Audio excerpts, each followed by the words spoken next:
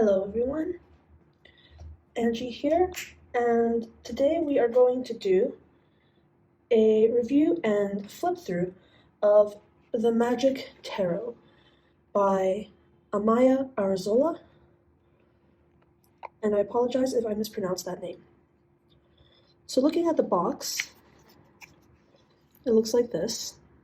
It's by Fournier. It has some metallic touches to the sides and the front. It's made in Spain, and it's a slightly newer deck made in 2009. So if you open the top box,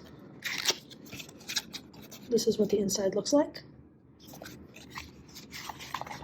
You get the tuck box, a booklet,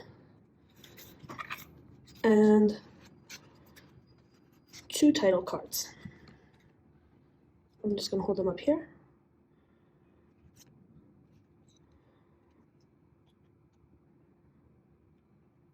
Yeah. And then, of course, your 78 cards. And these are the backs. Let's take a look at the booklet. It's in several different languages, and it's one of these fold-out booklets.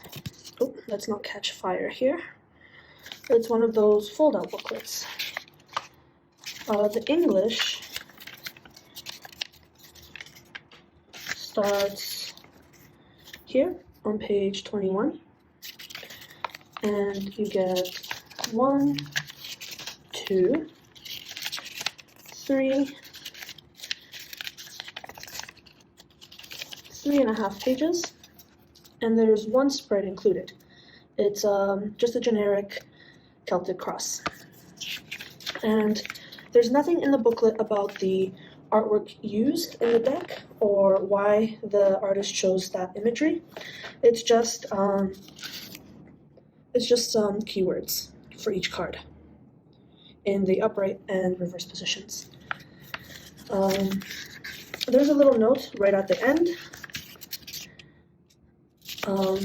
here, but it's not my favorite because it's very specific and demanding, saying things like you should or you need to have, so it might not apply to everyone's practices.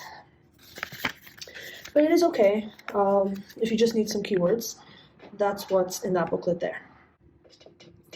If you look at the cards themselves, you will see that they are quite colorful and very quirky.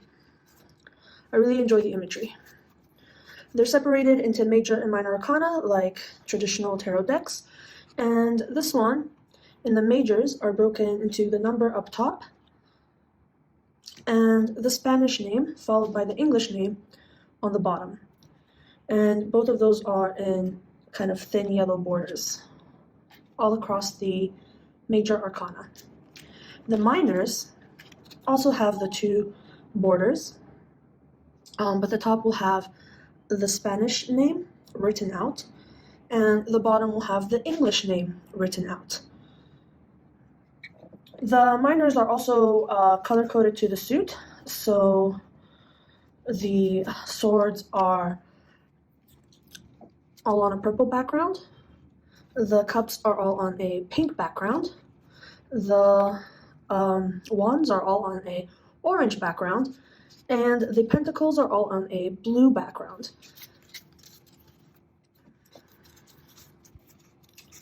The backs, like I said, look like this. They aren't reversible, but they are pretty cool looking, and I don't know if they have any cultural significance. Maybe if someone knows, they can let me know in the comments. The cardstock is matte, but with a sheen. So I'm next to a window here. You can see it's pretty matte, but there is a coating on it. They are paper cards, but I believe they have a plastic coating. So that's what gives it that sheen, and that's also what makes it super slippery. These cards, they don't even want to They don't even want to sit in a pile. Usually they're slipping and sliding around. Super slippy cardstock. But the size is shorter and more narrow than the traditional tarot size. So they do fit really well in the hand, and they are quite easy to handle. The small size makes the slippiness not an issue, and also means they fan just beautifully. Whoop, there they go, slipping and sliding. Okay, so that's that. I am going to go into the flip through now, and we'll get into some final thoughts after the flip through.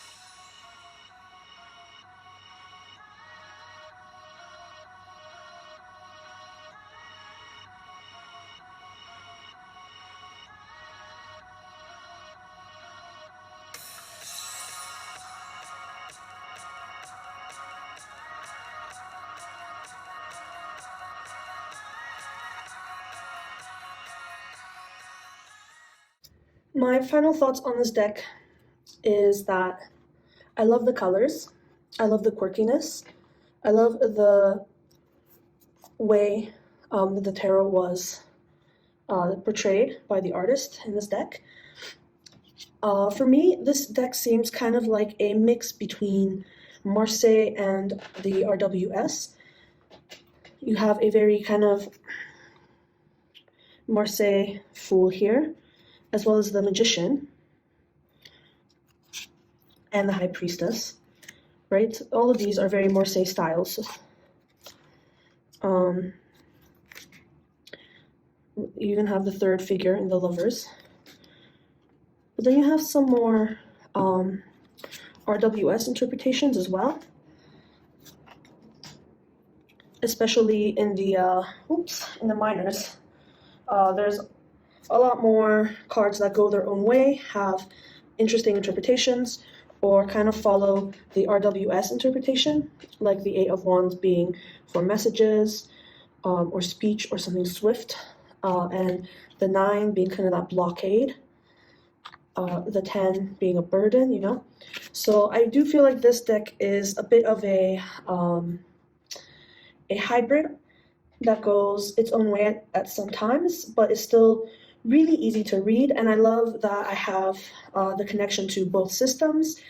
I like that the minors are illustrated, but also kind of pippish, so I can go whichever kind of way I want to go with them, and it's just so quirky and fun. So that was my review and flip through of the Magic Tarot, and this is the deck that I will be using this coming week. So if you have this deck, let me know what you think. How do you use it? Do you like it? Do you recommend any other decks that are like this? Do you think it's more RWS or more Marseille? Yeah, let me know, guys, and I'll see you in the next one. Till then, stay safe and take care.